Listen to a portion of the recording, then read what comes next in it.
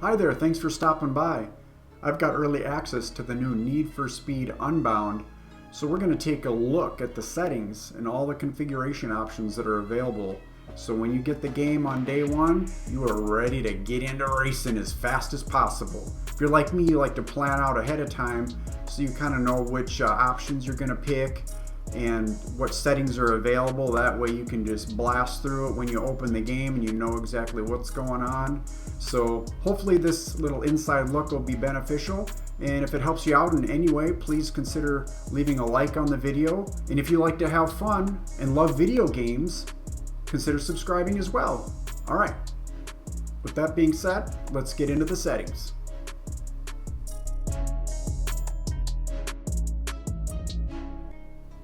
Alright, so these are all the main categories. Accessibility, I guess we'll start there. Menu narration, turn that on or off. Subtitles. Story, game difficulty. So there's 3 different levels you can choose here. Relaxed, for that easy experience. Challenging, which is your standard kind of normal mode.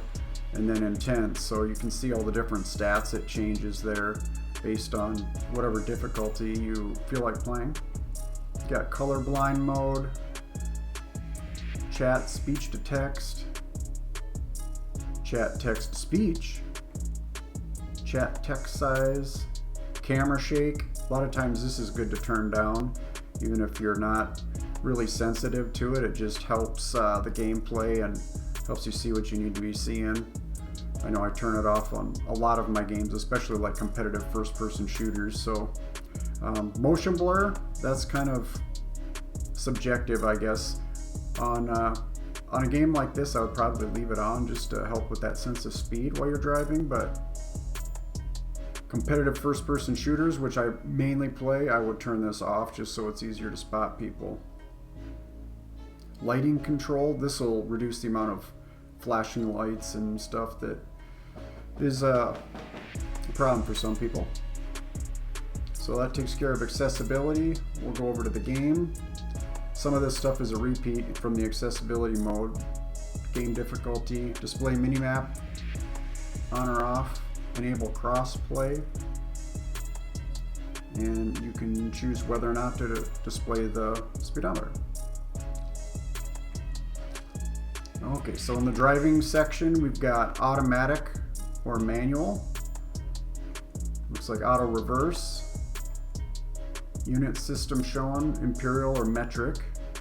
Camera shake there again, and pitch sensitivity, so basically your camera to look around. Over here in controls, we've got controller vibration, on or off. Dead zone, now this seems really high. This is the amount of dead space in the center of your analog stick. So essentially, the higher this number is, the more you have to move your analog stick before it registers an input. So 22 is pretty high, I think. So what I would suggest doing here to make your steering as responsive as possible is dialing this down all the way to 0 and working up from there. Now, if you have a really new controller, you might be able to get away with 0, but if you've got a little bit of wear, you're probably going to be at like 3% or something. Or if your controller's, showing its age, you might be up around 5 or 10% even. But what you want to do to dial this in is just start at 0 and then go into the game. And if you're not registering an input, you don't want to be touching your sticks. If you're not registering an input, turning, or your view's not changing, then you're good. And if it is, you're not touching your sticks, you're registering an input, you're going to have to dial this up so you can go 1 or 2% at a time and then try it again and find that magic number that's kind of controller specific depending on your wear and tear. Find that magic number that basically is as low as possible without having any stick drift, and that'll give you the most responsive steering possible. Because like I said, 22%, that's huge. You can't make any sort of minor tweaks to your steering when you're at 22%. You got to be flopping that thing all over the place to register anything. So definitely pay attention to this dead zone. All right, in controller mapping in menus, I'll just pause here for a bit. If you want to take a look at these in detail, just pause the video, but I'm not going to read through all of these obviously.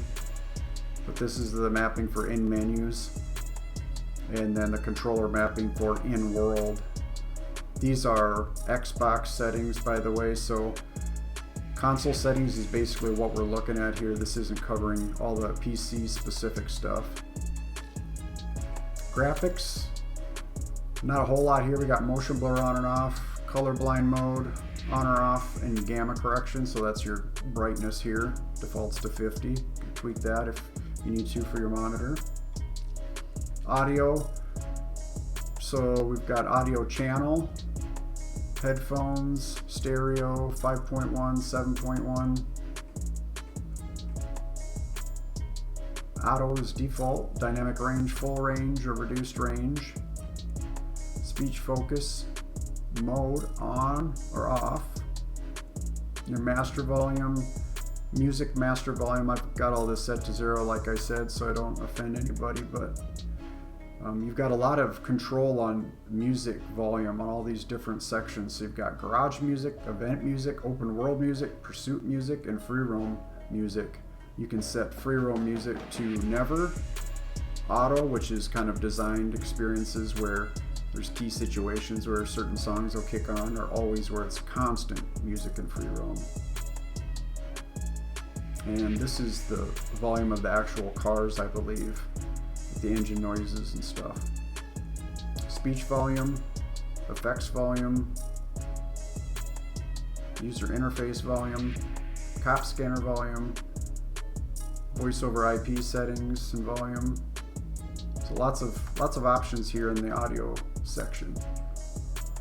And that's getting to the end here in privacy. There's usage sharing, can be on or off, visible in searches, on or off, and then auto sign in, on or off, which this is a good thing to note too.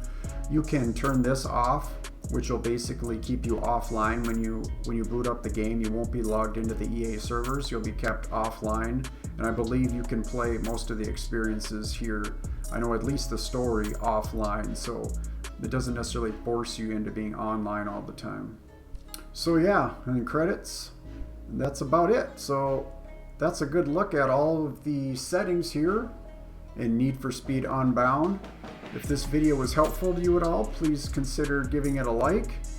And I guess until next time, hopefully I'll see you later.